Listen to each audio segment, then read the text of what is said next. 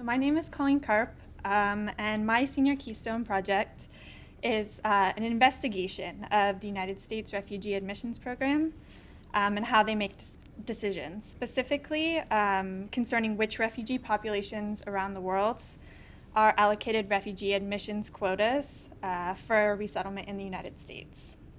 So when I started this process about a year and a half ago, in the fall semester of 2015, I knew that I wanted to focus on the refugee crisis.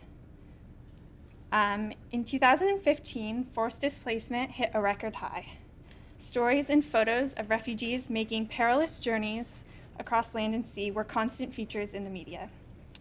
As you can see from this graph, the forced displacement and the number of refugees has increased steadily from 2011 through the present, with every 9 in every 1,000 people displaced globally.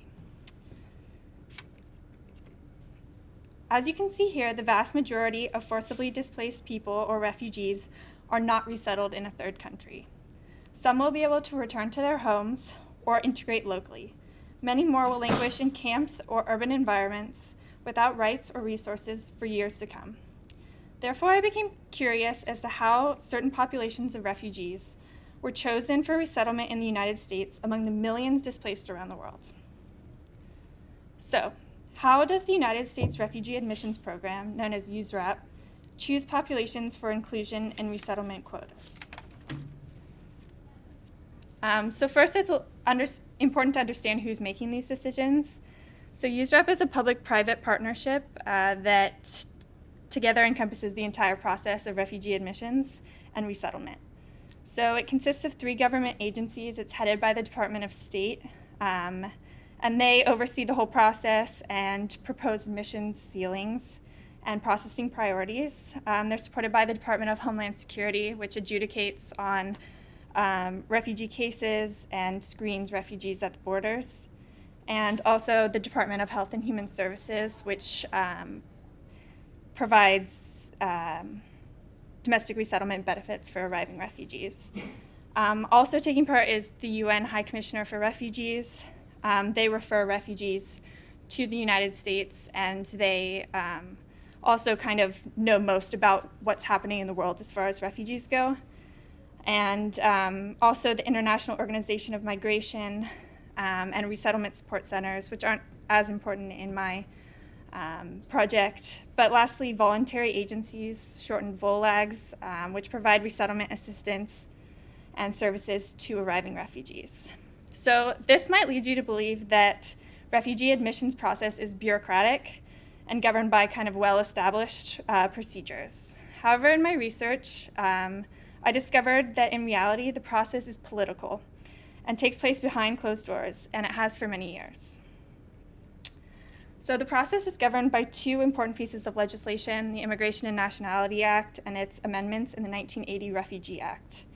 So essentially, the president goes to Congress and proposes the number of refugees to be resettled in the next fiscal year and kind of where those refugees are going to come from. So they must go through appropriate consultation with Congress, which means Congress doesn't really have a say, but they are technically allowed to kind of give recommendations, and the president signs a presidential determination. Congress does have control of appropriations, so that does play a role in kind of how many people we can admit. The U.S. purports to admit refugees of special humanitarian concern to the U.S. However, I couldn't really find much analysis of how certain refugee populations kind of fit that criteria. So in order to get a better understanding of how these decisions were made, I did a historical analysis of 3 different refugee populations that were either admitted or not admitted. So first, I picked Jewish refugees from the Soviet Union and later Russia and the newly independent states between 1975 and 2003, and that's one of the longest lasting refugee admissions programs in U.S. history. Second were Muslim refugees from Bosnia and Herzegovina during the Bosnian War from 1992 until 1995, and that program actually lasted until 2003. And then lastly, Rwandan refugees fleeing the 1994 Rwandan genocide. This case differs from the previous 2 in that we did not admit substantial numbers of Rwandan refugees. So In my analysis, I found that one of the key factors necessary for admission to the United States is a connection to domestic politics. After the Rwandan genocide, the admission of Rwandan refugees was not an important political domestic policy issue. Some organizations did raise money and awareness. They protested a lack of response by the US and the international community. However, no organizations lobbied in favor of Rwandan resettlement.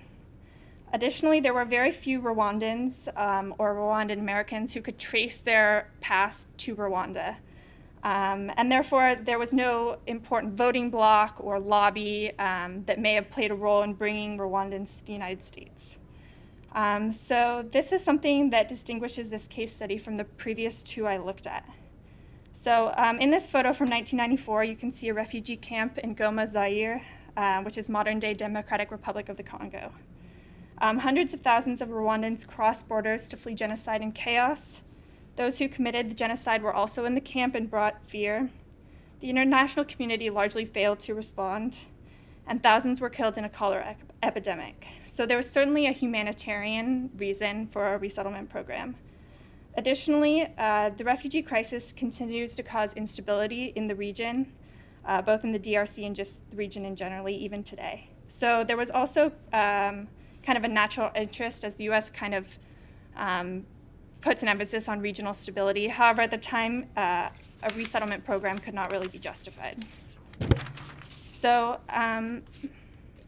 my keystone has important implications for the current refugee crisis. There are millions of refugees around the world today, and despite news reports and political claims, most of those refugees live outside the United States and Europe.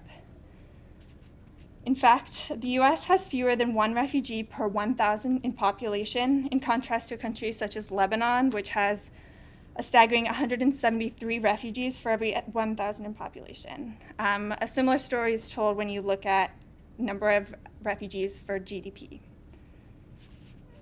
Part of the growing problem is that the most preferable durable solution, which is return to the home country, is becoming less of an option for many refugees. Conflict and persecution continue in their home country, and destruction of their homes makes it impossible to return. So countries around the world have demonstrated a general unwillingness to locally integrate refugees or provide asylum, meaning that more continue to live in camps or urban areas, sometimes for decades without hope. Syrians are certainly not unique in their situation. Although they're the greatest in number, they are not the only ones in need of solutions. They're alongside Afghans, Somalis, South Sudanese, and others. As we see gradual increases in resettlement rates globally, which may not last in this new administration, it is important to understand that not only think of how many refugees we're admitting, but who we're admitting. Diversity programs and growing immigration rates from countries previously ill-represented in the US may have an impact on the future in which populations we admit may create new voting constituencies, new lobbies, etc. So therefore, the process is not so bureaucratic as to be uninfluenced by domestic policy, and everyone in this room, alongside the organizations we support, can have a greater impact on the allocation of refugee admissions than we may think. Thank you, and I'd be happy to answer questions.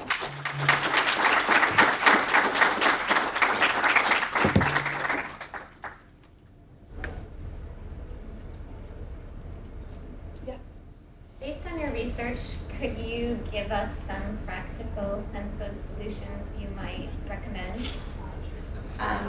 You mean for maybe bringing more refugees, or more refugees we think are a better choice, maybe? Yeah.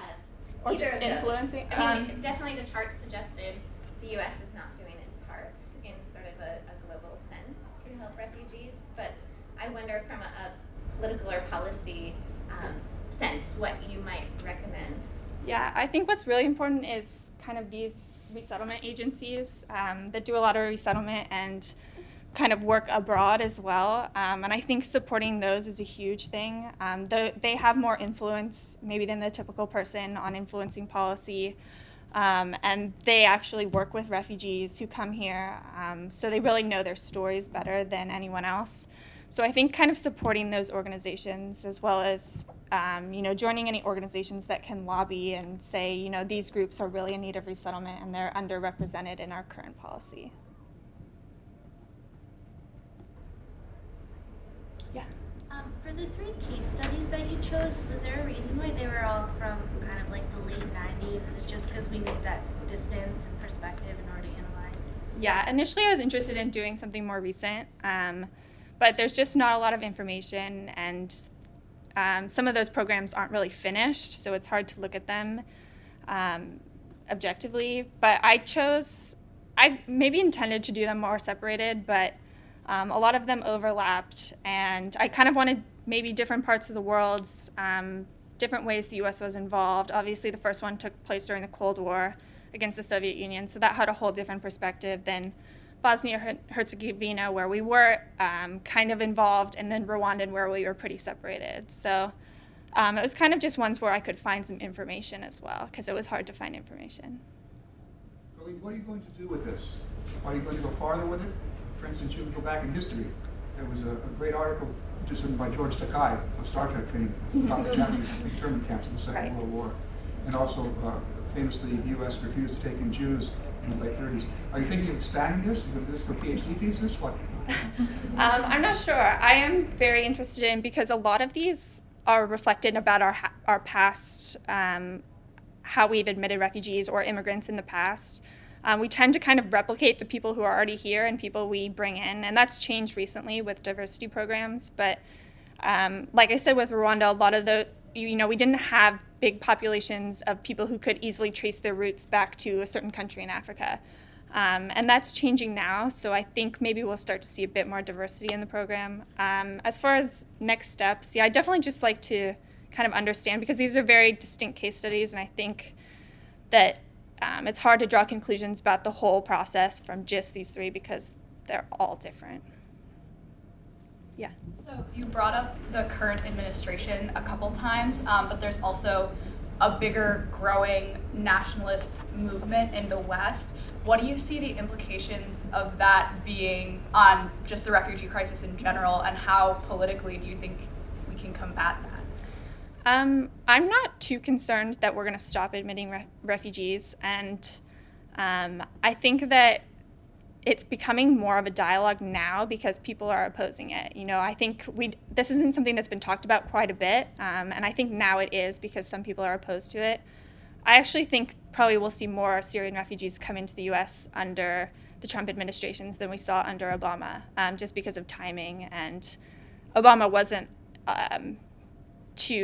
he didn't make this too much of an issue either until really late in his administration. So I'm not worried about numbers, but I think we could see issues about who we're admitting, and I think that's why this is such a big problem, is trying to block certain people. And I think we've done it throughout history, but now it's more of a official policy that we're talking about. So, yeah. So who were blocked prior in history? So if you look at the more the earlier case studies,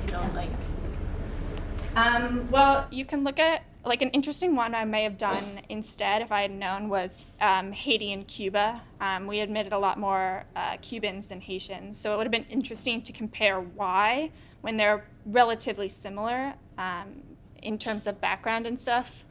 And I think, we ignored large Africa mostly for a long time, and now that's starting to change. So I think, those are some of the ones that we've blocked, but it hasn't been an official policy. It was just kind of inherent in the system. Yeah. So I understand why you would put a lot of emphasis, if you go back to the slide on the non-governmental organizations. But I guess in looking at them, a lot of them are religious and Christian. I'm wondering if you don't reinscribe the problem by relying on religious institutions, since what you're alluding to in part, the question about nationalism, has to do with racism. In other words, to what extent can and should religious nonprofit organizations try and stretch their kinds of arguments to combat racism that is already part of this resettlement, or the way in which you've been framing it at any rate? It sounds like the way that the president and Congress think about this is a response to local kinds of politics. And it just seems like it would overtax these organizations to try and make different kinds of arguments. I think that's a huge thing, especially like my Soviet Union case, the Hebrew Immigrant Aid Society. They were a huge part in bringing Soviet refugees to the United States. And I think their change in now they admit people from all over the world. They have centers all over the world. So I think we're starting to see a change, especially in that one. That's the one I know most about. But you're right, having some of these religious organizations did reinforce that, and I think they're starting to change from what I know. They're not just admitting, Lutherans are not just admitting fellow Lutherans. So I'm not sure that I would get rid of these because they know the most and they know more than any of us. But I think we do need to continue to support these organizations, even if you don't maybe necessarily belong to them, and say, there are other groups to admit besides people who may fall into that religion or that ethnic group.